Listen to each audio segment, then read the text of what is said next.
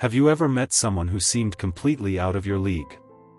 Someone so perfect, so respected, that the idea of being with them felt almost ridiculous?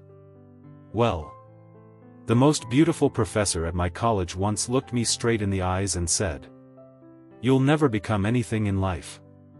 Those words stayed with me for years. I worked minimum wage jobs, skipped meals to pay tuition, slept 4 hours a night. I promised myself that one day I'd prove her wrong. But I never imagined that 4 years later, the same professor would appear at my apartment. Not to apologize. Not to ask for forgiveness. But to ask me one unbelievable question. Would you marry me? At first, I thought it was a prank. Then she revealed a secret she had been carrying since the day we first met. A secret that changed everything I thought I knew about her. And that's how the woman I once feared became my wife. My name is Ethan, and this happened 3 years ago. Back in college, I wasn't the kind of student anyone noticed. I came from a poor family. My father had passed away when I was 14, and my mother worked endless shifts at a small restaurant just to keep food on the table. Every dollar mattered. I attended classes during the day and delivered food at night. Sometimes I slept in my car because driving home wasted too much gas. Then there was Professor Emma Carter. She taught business strategy. She was young, brilliant, and unbelievably beautiful. Students admired her. Some even had harmless crushes on her. But everyone agreed on one thing. She was terrifying. She accepted no excuses. Late assignments? Zero. Cheating? Immediate failure. Disrespect? You were out of her classroom forever. Naturally, I became her least favorite student. Not because I was lazy. Because I was always exhausted.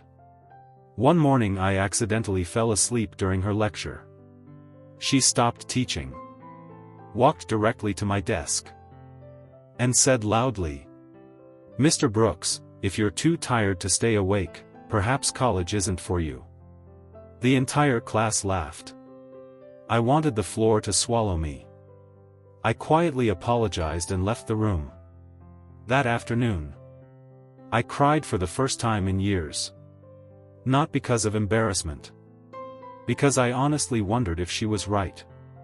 Maybe people like me weren't meant to dream big. But quitting wasn't an option. So I worked even harder.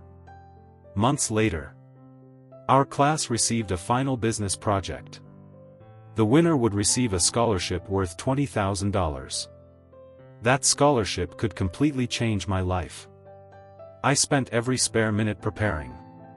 While everyone else worked in groups, I worked alone. 3 weeks later, presentation day arrived.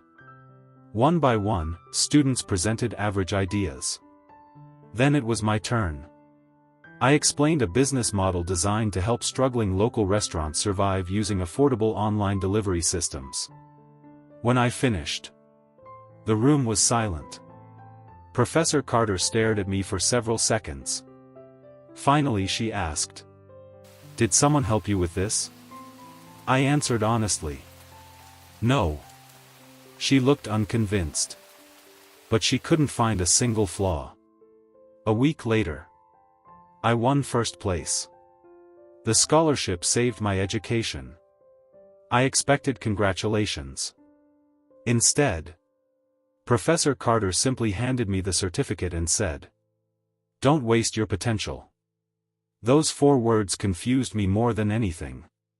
For the first time, I saw kindness hidden behind her cold expression.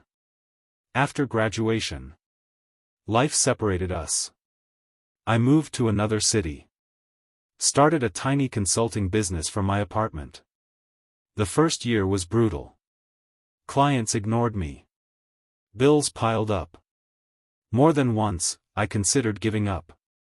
But slowly, things changed. One successful project became 5. 5 became 20. Within 4 years, My company had grown beyond anything I'd imagined. Then, one rainy Saturday evening, someone knocked on my apartment door. When I opened it, I froze. Standing there, completely soaked from the rain, was Professor Emma Carter. She looked different. Still beautiful, but exhausted. As if life had stolen something from her. "I know this is strange," she said quietly. "But may I come in?" We talked for almost an hour. She told me the university had gone through major budget cuts. Several professors had lost their jobs. She was one of them. But that wasn't why she'd come. Finally, she took a deep breath. "I owe you the truth." Years earlier, she had secretly learned about my personal life. She knew I worked nights. She knew my mother was struggling. She even knew I'd skipped meals to stay in school. "So why were you always so hard on me?" I asked. Her eyes filled with tears. "Because I saw myself in you." She explained that she had also grown up in poverty. People had constantly pitied her. She hated pity. She believed the only reason she'd succeeded was because one strict teacher refused to lower expectations for her. "I thought if I treated you differently, you might start believing you deserved sympathy instead of success." I didn't know how to respond. For years, I'd believed she disliked me. The truth was, she'd believed in me more than anyone else. Then she smiled nervously. "I've admired the man you've become. I know this sounds impossible. But would you consider having dinner with me?" That dinner turned into another. Then another. Without classrooms. Without grades. Without titles. We finally got to know each other as equals. Emma wasn't cold. She was funny. She loved terrible action movies. She laughed at my awful jokes. And she always ordered dessert first. 1 year later, I proposed to her at the same campus where we'd first met. Right outside the classroom where she'd once embarrassed me. She laughed through happy tears. "Are you sure?" I smiled. "You were right." She looked confused. "What do you mean? You once said I'd never become anything." She immediately apologized. But I shook my head. "No. I became the man I am because I refused to believe you." She burst into laughter. "Then I suppose I accidentally helped." Today, we've been married for 2 years. Whenever people ask how we met, Emma always smiles before saying, "I used to grade his homework." Then she looks at me and adds, "Now I just remind him to take out the trash." Life has a strange sense of humor.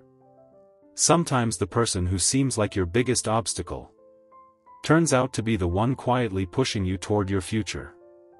And sometimes, the most unexpected love story is the one waiting at the end of your hardest journey.